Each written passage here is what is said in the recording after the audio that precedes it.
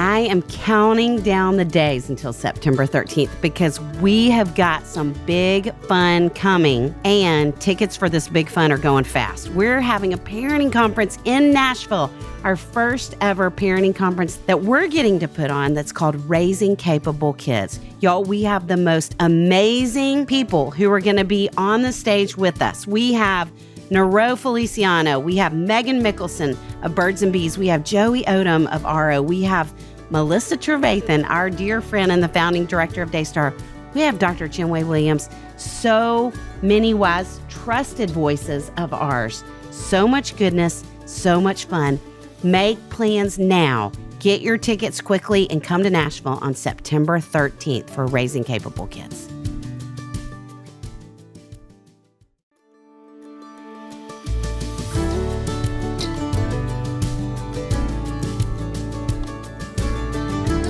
Welcome to the Raising Boys and Girls podcast. I'm Sissy Goff. And I'm David Thomas, and we're so glad you've joined us for this conversation.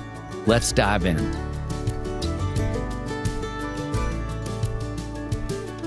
Jessica Turner is a content creator and tastemaker for busy moms looking for hacks to live life with more intention and less stress. Jessica is trusted by beloved brands and services that help make life easier for busy women. She is also the best-selling author of the Wallstreet Journal best-selling book, The Fringe Hours, and Stretched Too Thin, How Working Moms Can Lose the Guilt, Work Smarter, and Thrive. And her newest book, I Thought It Would Be Better Than This. She also speaks at events nationwide on work-life balance and blogging best practices. She has been featured in numerous media outlets, including The Today Show, The Tamron Hall Show, Hallmarks Home and Family, O Magazine, People Magazine, Better Homes and Gardens, Time.com, and Inc.com. Jessica lives with her 3 children in Nashville, Tennessee. And make sure you listen all the way through because the ending is a really great taco hack. So great parenting, great taco advice too. You're going to love this one. Jessica, it is so much fun to have you back. And when you were here last time, we were just talking about this. Your kids were so much younger. Yes. So we want to start out by asking you a 2-part question, like what has the transition from littles to now having some adolescence been like? And what encouragement would you even offer other parents who are about to make that jump? Well, and I'm going to give you props before we go much further because you are staying current in a really great way. Just even walking in told us about some really cool concert tickets you got. Yeah, So way to go. You know, I really try. Well, right now as the school year is getting ready to start, I have a junior in high school, a freshman in high school, and a 5th grader. So only 2 schools. Last year, it was an elementary, a middle, and a high school, which was a lot of juggling. Yeah. Just even the pickup and all of that was a lot. I love motherhood. I'm one of those women that I think was just cut out to be a mom. So every stage is fun and challenging in different ways. My kids are all really awesome and articulate and passionate and have their unique personalities that they had when they were little, that it's cool to see them, as teenagers and what that's looking like for them, how their passions are coming out in different ways. So I'm really loving this season. And I also am a mom who loves the baby stage.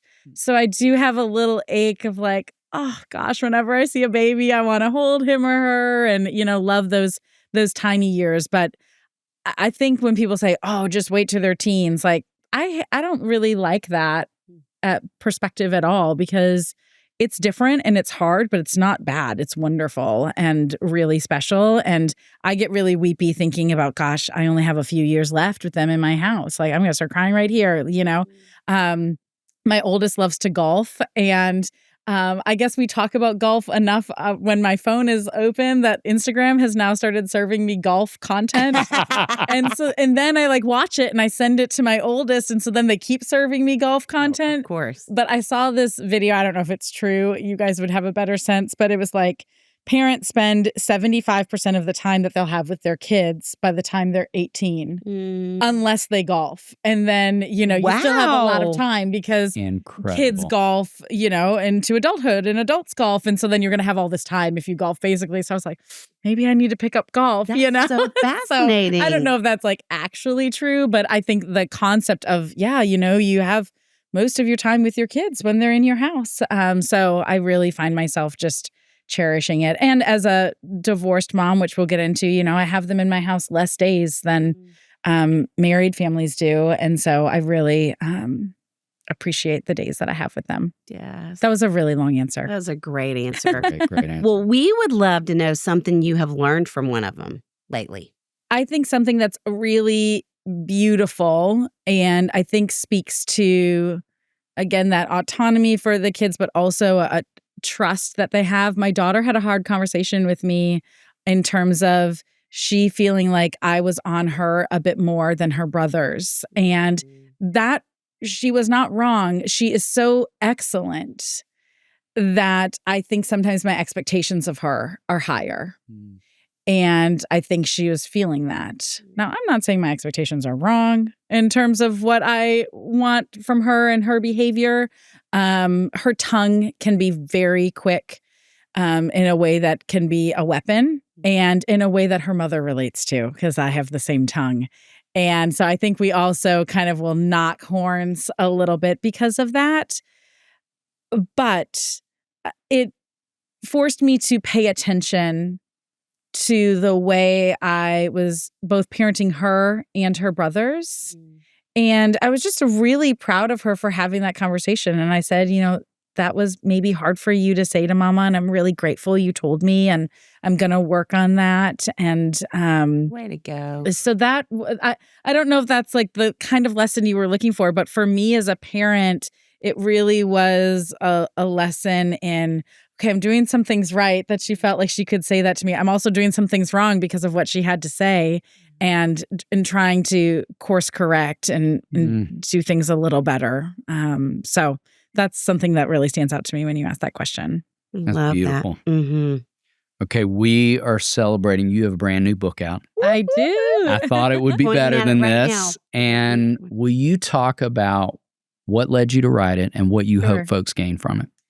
I think it's important to say the subtitle for the book as well, because I think when people hear the title, I thought it would be better than this. It sounds like a negative thing. And it is a book that starts with disappointment. But the subtitle is Rise from Disappointment, Regain Control, and Rebuild a Life You Love. And it's the idea that we all have disappointment from the time we're tiny all the way through life. It is a universal experience that there are going to be things in life that we thought would look one way that end up looking a different way. And often, and I bet you guys see this a lot, people put a period on that thing that happened, that is the end of the story. And what I really want to encourage people to do is to put a comma and an and to keep writing a story for their lives that's beautiful, even if a chapter looks different. And in my case, and in my family's case, this was that during the pandemic, my husband of 16 years came out. And long story short, we decided that the most loving decision that we could make for ourselves and our kids was to divorce. And so we divorced in June of 2020 in the middle of the pandemic. I met him when I was 20. He was kind of all I ever knew in adulthood, and had 3 kids and just had no idea that he had this deep secret. And that's his story to tell. But my story is that I was shattered, and I had to start over in lots of ways, from managing finances, which he handled most of, to submitting my taxes and everything that went with that, to renting a house by myself, to dating again, and also really just learning myself in a way that I had not done, because adulthood was always framed at the same time as being a wife, becoming a mom just a few years later. And so it was a really hard, beautiful journey. And what I learned was that this is a universal journey, that we all have this. And so the book is not a book about divorce or a book about a gay ex-husband. The book is about when you face disappointment, big or small, whether that is in your finances or your career or parenting. Gosh, I've had so many women reach out to me about parenting, and they often change the word better to different. Yes. I thought it would be different than this, which I think there's some wisdom there.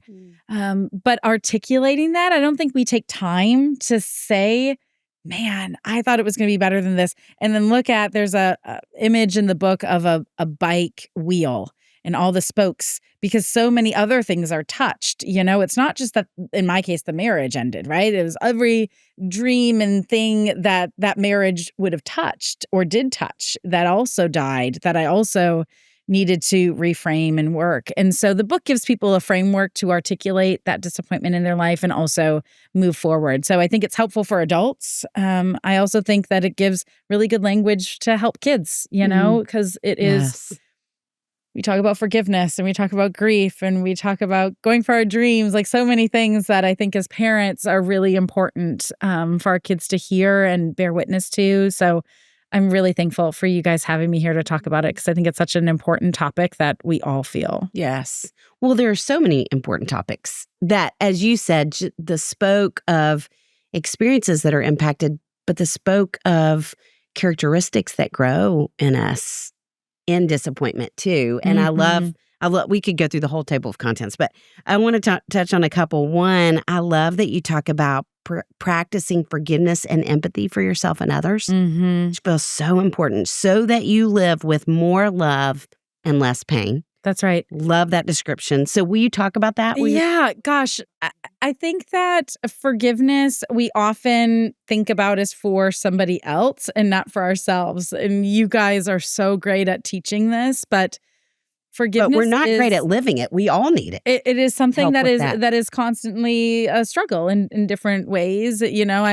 Even my kids, they'll be like, I said sorry. Like, that doesn't sound like you've repaired anything for yourself or for your sibling, And so I talk about both forgiveness for somebody else in the book, and sometimes that forgiveness is slow and it takes time, and sometimes as you're healing, new conditions emerge, right? But also forgiveness for ourselves. I think for me in my story, I was really incredulous that I didn't know this about Matthew. Like, this is my best friend. This is the person I've built a life with and had a family with and done business with. And how did I not know?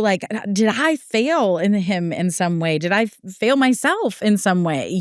And really had to forgive myself in that I did the best with the information that I had. And there was nothing more I think that I could have done, and just be at peace with that. There's a great analogy in the book. This isn't in the forgiveness section, but I want to share it here.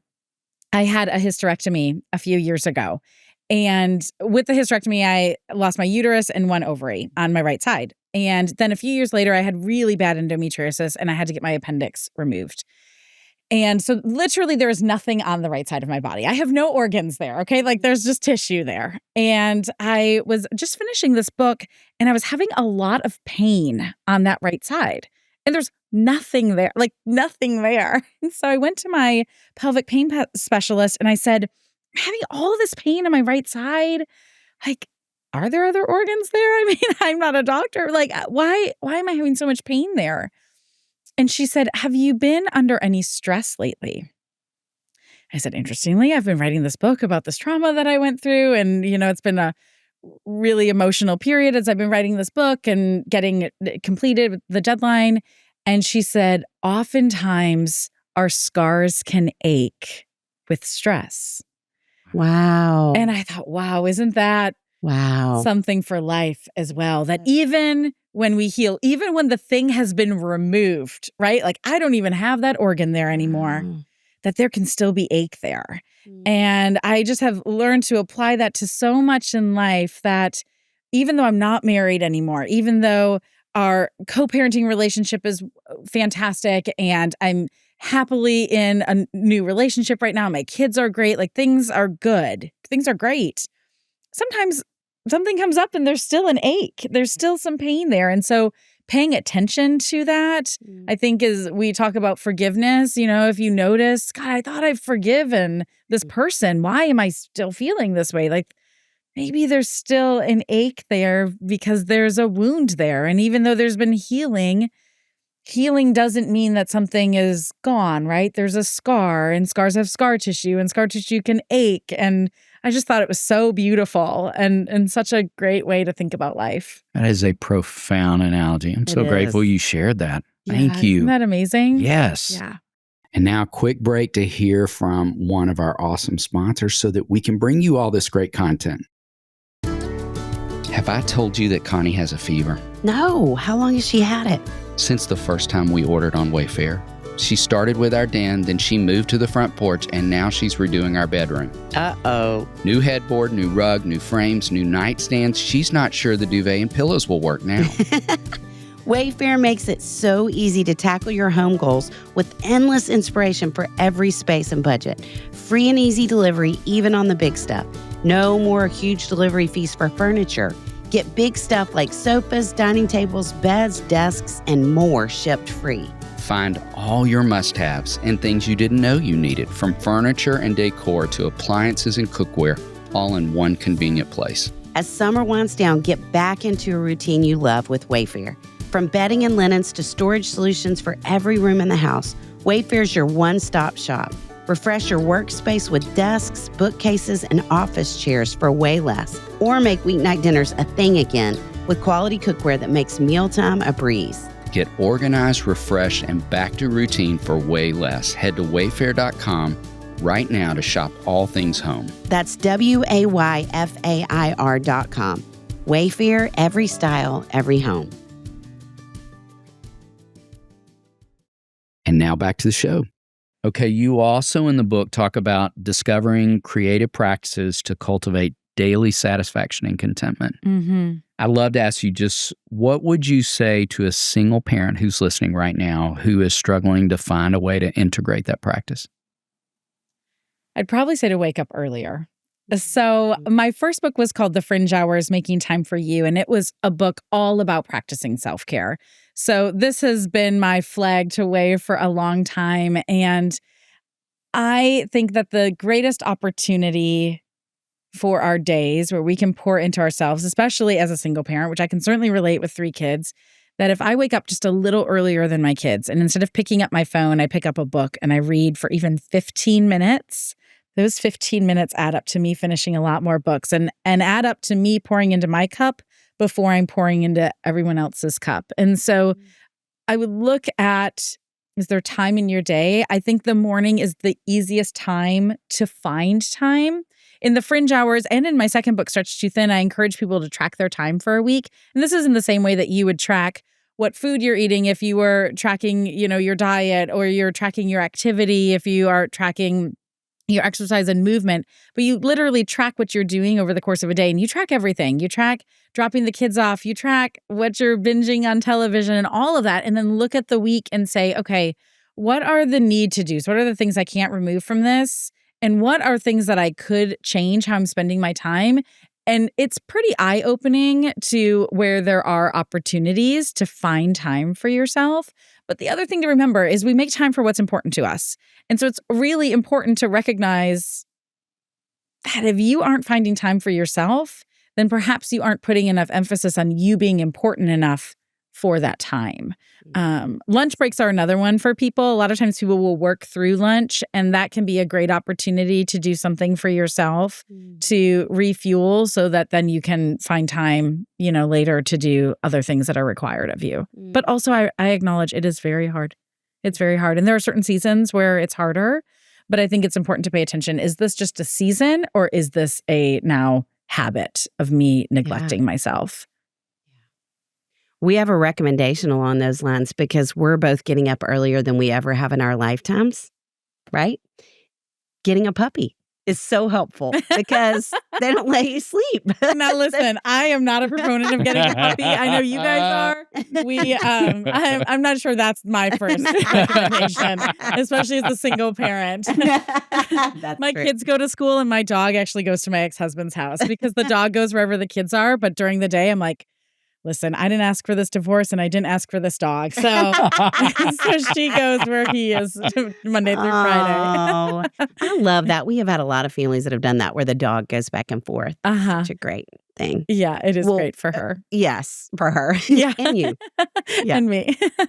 So one of the chapters that we love too is about investing in friendships. Mm-hmm. And one of the things that we have noticed in the last 5 years of counseling girls, particularly, is that girls are meaner than they've ever been before. And I would even say, not anyone who's listening, but I think there are moms who are pettier than they've ever been before. And so will you talk I think some about- moms that are listening are those moms. So I won't be as nice as you, Sissy. I think probably some need to hear that truth. Well, we all need to be aware of it inside of ourselves. And so will you talk about the importance of cultivating female friendships and even as a single mom? I mean, because that is a place in life we have to carve out time too. And so can you talk more about that, how we cultivate that when life feels so crazy, because it is today? Life is so crazy. I mean, it really is putting it on the calendar. I think something that I have heard again and again, because friendship is something that has been in all of my books, and it is that it is good for our kids to see us investing in friendship. Women will come up to me and they'll say, well, it's so nice that you go to book club. I don't want to be away from my kids and have that miss a night. And I think when you're a single mom, it's maybe even more so. Like if book club falls on a Thursday, which I have my kids Wednesday night, Thursday night, Friday night, Saturday night. So I feel bad if like Thursday night, I'm going to go out and do something. I'm like, it is 6 times in the course of a year. And I think what is more profound is to be modeling a healthy adult relationship behavior. Yeah. I want my kids to have friends. I want them to have friends into adulthood. And so I think you just have to say, this is a non-negotiable for me. I also think something I talk about, and I thought it would be better than this, that has struck me that multiple people have brought up, is I say in there, 5 minutes is better than no minutes. So I'll call a friend and I'll say, hey, I'm just driving home from school. I only have 5 minutes, but I thought of you. So I thought I'd call because 5 minutes is better than no minutes. Now, we don't have the time to fully catch up. I would love to hear everything that she's got going on. I'd love to tell her everything going on. But just to hear her voice and do a little check-in is better than no check-in. Right. So and I think that's something that we can really easily do, especially if you are in the car or you're waiting at a sports practice or something like that. You can start small. You can fire off a text message. Something else that I've done that's been really intentional that seemed like no big deal to me, but that has been meaningful for friends is I have a few friends who have lost parents, and I've set my Alexa to do a reminder every year and say, Angie's dad died today. And I get it at 8 a.m. on the day he passed away. And then I send a text message when I get that little Alexa alert. We will say, as having lost parents, each of us, it is huge. I could tell you the people who text me. Absolutely. Like that, the day that my mom died. I just had it happen with another friend of mine, and she said, thank you so much for remembering today. And so there's also just little things like that technology makes it really easy for us to be a good friend. That's not making me a better friend. The only reason I remember is because I said that out loud in 10 seconds one time on my Alexa 5 years ago, But I think small acts like that can make a big difference. I think sometimes we get caught up and it has to be a big dinner party or it has to be a big to-do. And instead it can be like, hey, we're going to the park in an hour. Do you want to join us? And just texting the neighbor. And maybe she says no, but she feels remembered. Or maybe she says yes, and then you get some quality time while your kids are playing, So, friends saved my life during my divorce because of the nature of my marriage's unraveling. We weren't sharing it with a lot of people. It was our therapist and then just a few friends. We didn't even share it with family at first. And having safe friends that I could call and talk to every single day was so meaningful. In the audiobook version of I Thought It Would Be Better Than This, which people can listen to free on Amazon Music and Spotify, there's a bonus section with my best friend Angie Smith, who is a friend of yours as well. Love her. And we've been friends for 20 years, have walked through a lot of grief in both of our stories. And we talk about what it's like to be a friend to someone going through a hard time, how to show up, what that looks like. And there's a beautiful story that Angie shares that when we did the recording, I was like, how did I not include this in the book? And we think it was maybe my first wedding anniversary after my divorce.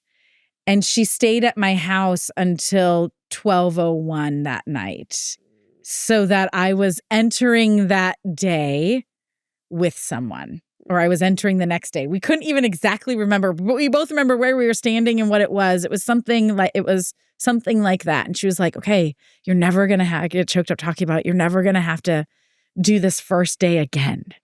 And I'm always going to be there for you. And it literally was 10 more minutes. We had been hanging out and, having dessert and whatever. And she was like, oh, I'm going to stay 10 more minutes. I don't want you going into this next day alone. It was so beautiful. I have goosebumps. Yes. Me too. If you're watching on YouTube, you can maybe see them. It's a million small acts like that that I think make friendship beautiful and that anyone can do. Thank you for that reminder. Okay, this book ends with you talking about enjoying the everyday. Yeah. So that can be tough, I think, for every one of us with all that life requires, particularly in loss. So what are some principles that help you practice that kind of daily presence and enjoyment? I love a gratitude journal. I can't say I'm consistent with one every day, but I have one on my night table, and probably a couple of times a week I'll go through and think about the week and write down things that I was grateful for or experiences that we had. I think it's paying attention. I think if this disappointment and kind of rising that I've experienced in my life has taught me, it's that life can change on a dime. And so pouring into the people that matter, taking care of yourself, and living every day with an intention around the beauty of what you get to experience and have in that day really does matter and really can change how you feel, how you interact with people. People have said, going back to forgiveness, how could you forgive? I would have just been so angry and mad. I'm like, it is the same amount of energy to be angry as it is to be happy. And I just don't want to stay angry. That doesn't serve anyone. And so I just try every day to do something to take care of myself, something that lights me up, to love my people really well, and to just live with a sense of gratitude for where I am and where I've come.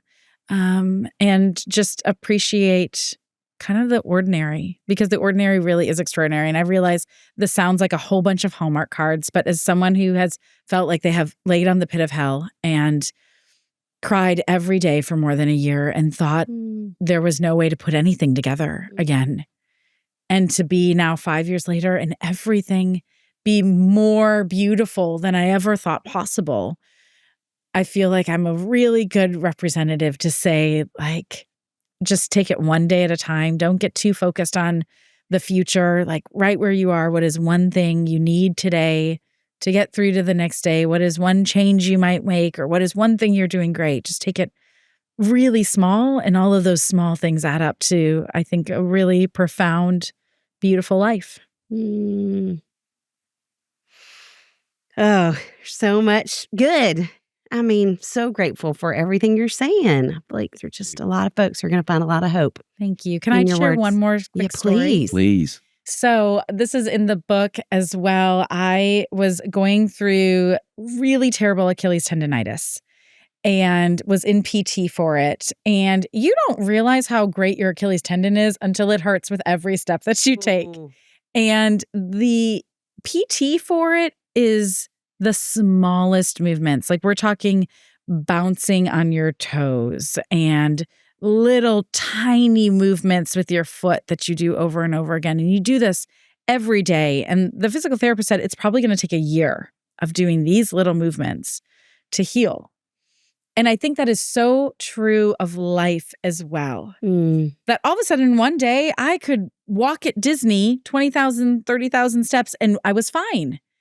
And the year before, I couldn't have done that at all. And I think when we were going through a hard time, and I recognize that some people are living with disappointment who are listening to this, it might feel like impossible. And just remember, like, just like in physical therapy, it's a lot of little things. And then all of a sudden you find healing. But it's so many small choices and movements and decisions day after day after day.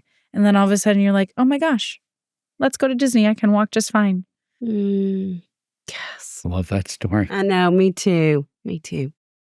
Well, so you're kind of winding up our Music City series. So we'd love to ask you a question along those lines. Who is an artist or band that helped shape you?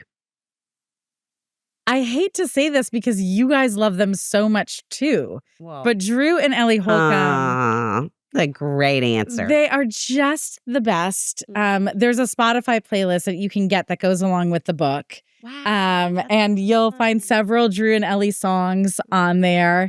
But I just love them. And I love the way they both write. I love them independently. I love them together. So they are definitely my answer for sure. I listen to them every single day. There's a song that they wrote together called Feels Like Home. You guys probably know it. It's in the book. Right. And there's this great story that was profoundly impactful for me. Right after Matthew and I got divorced, I was at his house and I gave him a hug and I said, this has always been my home. Like right here on your chest. This hug, this is the only home I've ever felt like I had. Like how am I going to find a home again? And he just was gentle and said, I know, I'm so sorry. And then I started dating and I was like, oh, this guy could be home, or this guy feels like he could be home. And then I recognized like, oh, just like we have multiple homes in our life, you can feel at home with multiple people. And then I started to think about friends that I felt like I was at home with and places that felt like home. And then after lots of therapy, I realized that none of those people were home, that I was my home, right? And that we all are at home in ourselves. And so if that might be an encouragement to some people listening, that you are already home, you are already enough. And you can also create home for other people, but that's different than knowing yourself and believing you're worthy and enough and you are home. So that song is one that always makes me cry. Thank you for that reminder. Okay, where can folks find and follow along with everything you're doing? So you can find me online at jessicannturner.com or on Instagram, Jessica N. Turner. And you can find the book wherever books are sold, on Amazon or Target.com or your local indie store. It's available on the audio format as well, whether that's Audible or Libra FM, or even free on Amazon Music and Spotify, like I mentioned before. One other thing that I want to mention that I think is so special about this book is therapy was so huge to me in my healing journey. And I went to Onsite, which you all are familiar with here, but it is an incredible program. It's a kind of deep therapeutic program. You go there for 6 days. They say 6 days at Onsite is like 8 months of therapy. And it was definitely true for me. And so after that experience and how transformative it was, I reached out to them and said, I would love to create something to go along with this book for the readers of this book. And so when you get the book, there is a URL for a free 5-day course on disappointment. And it's a conversation with me and their clinical director talking about moving through disappointment that I think, gosh, if you're a podcast listener, you probably would really love to listen to it or watch it. They're short, meaningful conversations that I think are really, really helpful. So all of that is included with the book as well. Well, we've had you on before, so we talked tacos. Yes. And we'll link to that episode because it was super helpful. If you had to say, we got to go to something different food related though, because we like to talk about food. If you had to say your favorite go-to meal right now for your kids and maybe something easy, would you share it with us? So is it terrible that I was going to say tacos? Not at all. Not ever. But I'll give you a hack with the tacos. Please. Is I always double the meat. And so we'll do taco bowls or just straight tacos, burritos, whatever, one night. And usually I do it a little later in the week. I have my kids the back half of the week. And so then we will have nachos for like a Saturday or Sunday lunch with Brilliant. that leftover Smart. meat and the leftover whatever else was left, the peppers and the corn and whatever.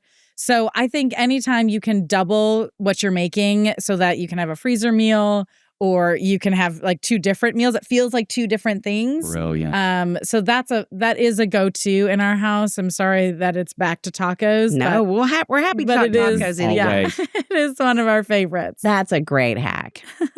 Jessica, thank you. I really do feel like so many people are going to feel so hopeful and too. encouraged as a result of this conversation. It is my great joy, and that's what I hope. So thank you for having me and having this conversation. I think it's so important for parents to know that they're not alone, that they're not the only ones in the quiet of the night thinking, man, I thought it would be better than this. You are not alone in that. And hopefully this conversation is a great start, and then the book will be an additional great tool for people. So thank you. David, what a team we have that we get to call friends who help make this podcast possible. Chris Starrett, our engineer, Our management team at KCH. and we are thrilled to be a part of the That Sounds Fun network. Our music was created by the insanely talented Dave Haywood of Lady A.